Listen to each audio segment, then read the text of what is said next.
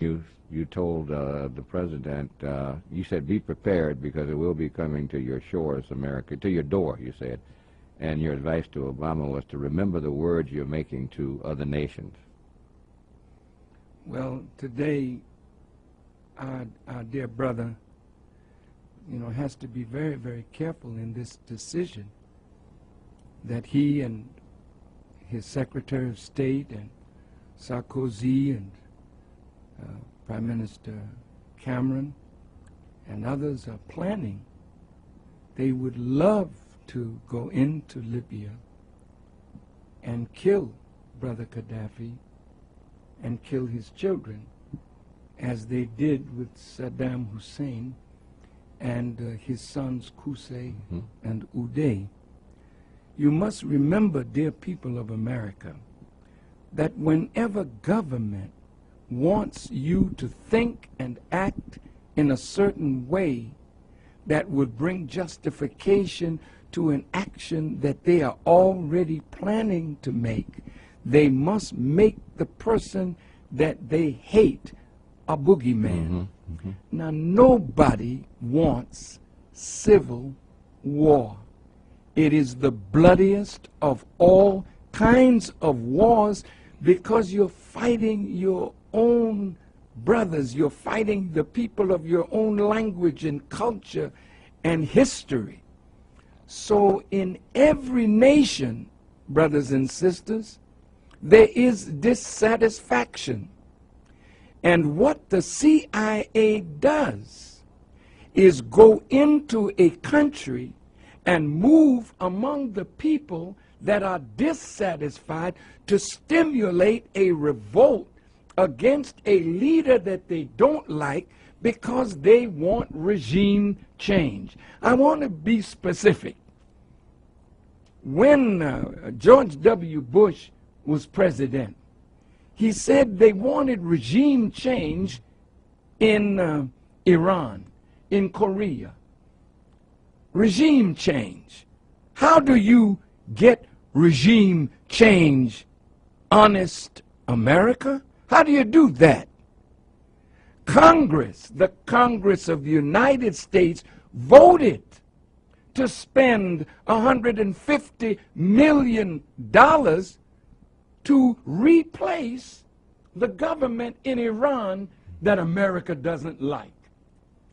So they send their agents in to work among the, the dissatisfied.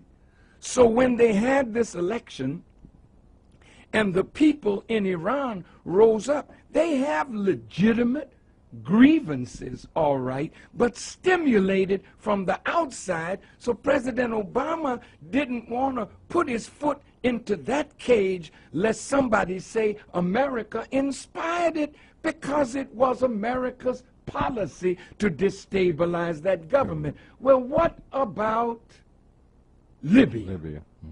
See, how much money is being spent to arm the so-called rebels? They're dissatisfied. Well, what is their dissatisfaction about? Do they have jobs? Yes. Do they have food? Yes. Has Gaddafi used the oil money to build Libya? Yes. Did Gaddafi use oil money and discover water under the Sahara Desert and brought that water to the surface and brought water from Benghazi all the way to the border almost of Tunisia? Did he impose farming in the desert so that they could feed their own people? Yes. Are there billions of dollars that he's spending building homes, building apartments for his people? Yes. So something is under this. And so when America, England, France, three imperialist powers want to destabilize that country, is it that you're so concerned? Now listen to this hypocrisy, American people. Is it that you're so concerned over the blood that is being shed in Libya when you look the other way when the Israeli Defense Force was bombing the innocent people of Gaza? unarmed men, women, and children, but our government looked the other way. You looked the other way when the Israeli Defense Force went into Lebanon thinking that they were going to have an easy victory. Then you had to come out with your tail between your legs. Don't tell me and wise black people or white people that you're interested in black suffering. Where were you in Rwanda? Where are you in the Congo? Why did you go to Darfur? Because oil is there. No, you don't want to save the Libyan people. That's your noble motive to hide your wicked agenda. Now, I want to warn you in the name of Allah that this is more complex than what you think. Go into Libya if you want to.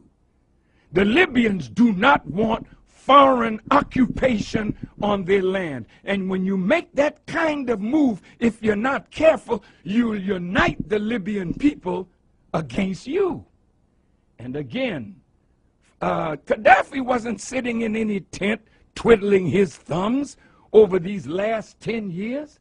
This man has been investing in African development.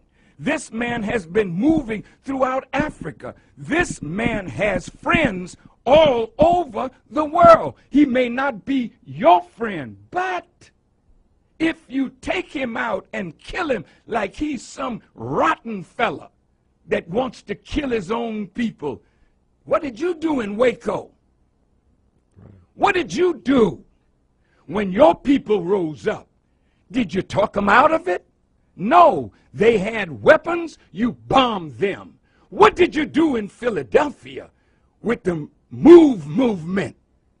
Did you talk them out of their home or did you bomb them? We didn't hear any outcry from you religious hypocrites that love the lives of human beings.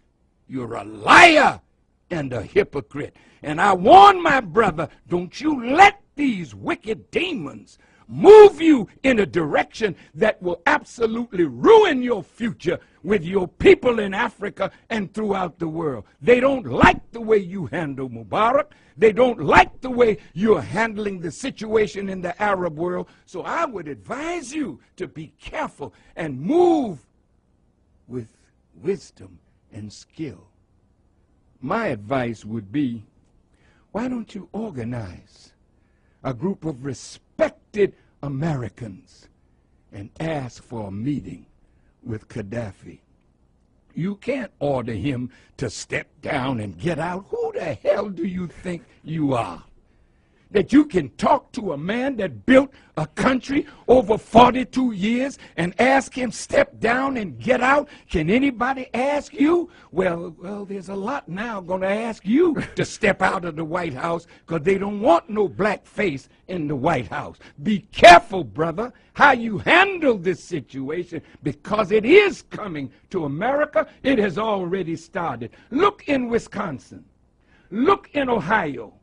Look at what's going on in your country and remember your words because the American people are rising against their own government. It's not Muslims, it's not black people, it's white militia that are angry with their government and they are well armed. Are you going to tell them, put your arms down and let's talk it over peacefully? I hope so. But if not, America will be bathed in blood, not because Farrakhan said so, but because the dissatisfaction in America has reached the boiling point. Be careful how you manipulate the dissatisfaction in Libya and other parts of the Muslim world. The Honorable Minister, Louis Farrakhan. More intelligent conversation.